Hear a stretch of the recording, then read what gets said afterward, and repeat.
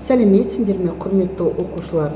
Сіздерге бүгін сабақ беретін Қарағанды облысы білім басқармасы Шет ауданы білім бөлімінің Батық жалпы білім беретін мектебі коммуналдық мемлекеттік мекемесі физика пәнінің мұғалімі Мәмбет Сәуле Молдабайқызы.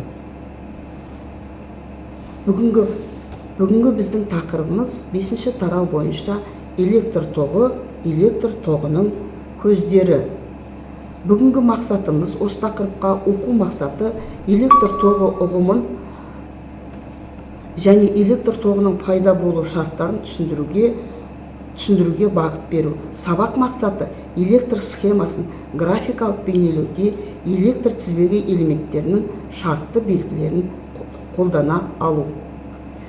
Оқушы бойында құндылықтарды дарыту барысында оқушыларды академиялық адалдыққа тәрбиелеу, тапсырмаларды орындау барысында өз бетімен жұмыстануға үйрету, оқушылардың бойында жауапты азаматтық ұстанымды қалыптастыру, өмір бойы білім алу құндылығын сыни тұрғыдан ойлау арқылы білімге деген құштарлығын қалыптастыру, оқушылар арасында ынтымақтастық ортаны қалыптастыру.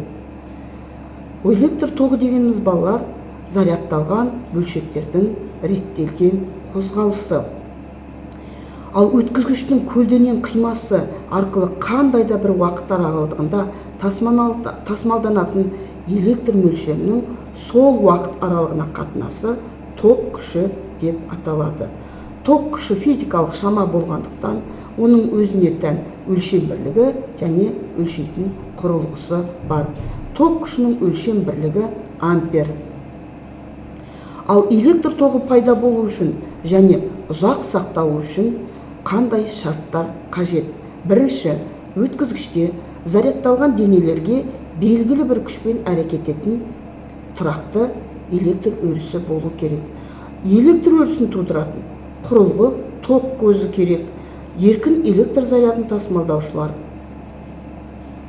Тоқтың қандай әсерлері бар? Тоқтың жылулық әсері, химиялық әсері, магниттік әсері және физиологиялық әсері бар. Тоқтың жылулық әрекеті. Өткізгіш бойымен тоқ өтсе, онда ол қызады.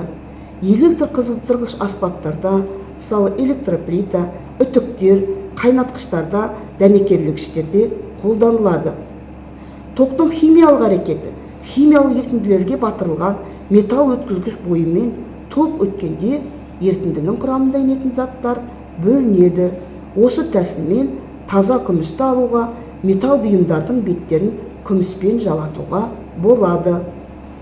Тоқтың магниттік әсері. Өткізгіш бойымен тоқ жүргенде, онда магниттік қасиеттер туындайды. Қарапайым магнит сияқты ол өзіне ұсақ денелерді тартады. Тоқтың физиологиялық әсері. Жануарлар денесімен тоқ өтетін болса, онда тоқ бұлшық еттерінің жиырылуын тудырады. Адам денесінен тоқ өткен уақытта ауыр әсер қалдырады. Тоқ көздері.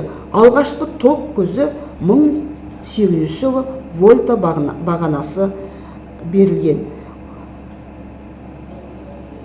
Тоқ көздері. Өткізгіш ұшындағы потенциалдар айырымын тұрақты етіп ұстаушы тізбек бөлігіндегі тоқ көзі болып есептелінеді. Ал тоқ көз деп әртүрлі энергияны электр энергиясына түрлендіруші құрылғы. Тоқ көздері. Жылулық тоқ көздерінде ішкі энергия электр энергиясына түрленеді. Механикалық тоқ көздерінде механикалық энергия электр энергиясына түрленеді. Тоқ көздеріне гальвани элементтерін жатқызуымызға болады. Алғашқы рет электрофор, электрометр, электроскоп, конденсатор құралдарын ойлап тапқан итальян физигі Александра Вольта. Тоқ көзін алу үшін зарядтарды бөлгенде электрлік емес күштерді қолданады. Оларды біз бөгде күштер деп атаймыз. Бөгде күштердің әрекетін сипаттау үшін эпсилон әрпімен белгіленетін электр қозғаушы күші ұғымын енгіземіз. Электр қозғаушы күші бөгде күштер жұмысының орын ауыстыратын электр зарядына қатынасына тең. Электр қозғаушы күштің өлшем бірлігі 1 вольт. Енді жұмыстың зарядқа қатынасы болатын болса, 1 вольтымыз 1 джоуль бөлінген кулон болады. Ток көзінің шартты белгілері, құрметті оқушылар, гальван элементі мен аккумулятордың оң полюсы ұзын сызықпен, ал теріс полюсы қысқа сызықпен кескінделеді. Генераторлардың полюстерінде оң және теріс таңбалары қойылады. Андре Мари Ампер тәжірибе жүзінде тоғы бар екі параллель өткізгіштің өзара әрекеттесу күштері бойынша анықтаған. 1 ампер вакуумде бір-бірінен 1 метр қашықтыққа орналасқан көлденең қимасының ауданы шексіз ұзын түзу екі өткізгіштің бойымен өтетін тұрақты ток күші. Әлсіз және күшті токтарды өлшеу үшін ток күшінің үлестік және еселік бірліктерін қолданады. Мысалы, 1 миллиампер ол 10-ның минус 3 дәрежесіндегі амперге тең.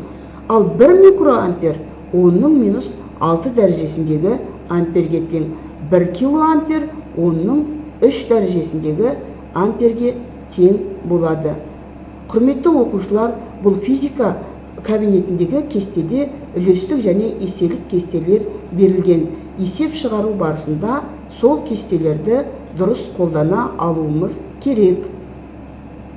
Мысалы, біздің үйімізді жарықтандыруға қолданылатын қыздыру шамының ток күші олардың қуатына сәйкес 7-ден 400 миллиамперге дейін барады. 1 ампер ток күші адам өміріне өте қауіпті. Ток күшін өлшейтін құрал амперметр деп аталады. Сұлбада ол көрініп тұрғандай А әрпімен белгіленеді. Өлшем бірлігі А. Ампер, ал белгіленуі А деп белгіленеді. Тізбектей жалғанады. Электр тоғы айтқанымыздай зарядталған бөлшектердің бағытталған қозғалысы. Ал ток болу үшін қажетті шарттар қандай болу керек? Еркін заряд болу керек. Электрондар электр өрісінің бар болуы ол ток көзінен пайда болады. Тақырыпты атап өткенімізде токтың әсерлерін біз қарастырып өттік. Жылулық, химиялық, магниттік және физиологиялық әсерлері. Ток көзі, міне энергия көзі суретте көрсетіліп тұр. Сұлбада да оның белгіленуі көрсетіліп, қалай белгіленетіні көрсетіліп тұр. Сергіту сәті, оқушылар, мен кіммін, мені білесің бе деген сұраққа мына суреттер бойынша жауап берейік. Бізде міне электр тоғы тақырыбына үлесін қосқан ұлы ғалымдар көрсетілген. Осы суреттегі ғалымдарды атап өтейік. Ұшқыр ойдан ұтымды жауап, эксперимент жүргізейік. Инсерт кестесімен жұмыс жасайық. Білемін, білдім, білгім келеді. Құрметті оқушылар, осыған біз не білгендеріңді, білемін, білетіндеріңді және не білгілерің келетінін жазып қоюларың керек. Сабақтың соңындағы рефлексия, бүгінгі сабақтағы өздеріңнің көңіл күйлерің. Үйге тапсырма, оқушылар. 22-ші параграф оқулық бойынша бүгінгі тақырып бойынша өткен электр тізбегінің шартты белгілерін жаттап келеміз. Пайдаланылған ресурстар біздегі интернет көздері, пән бойынша оқулық, көрнекіліктер және бейне суреттер.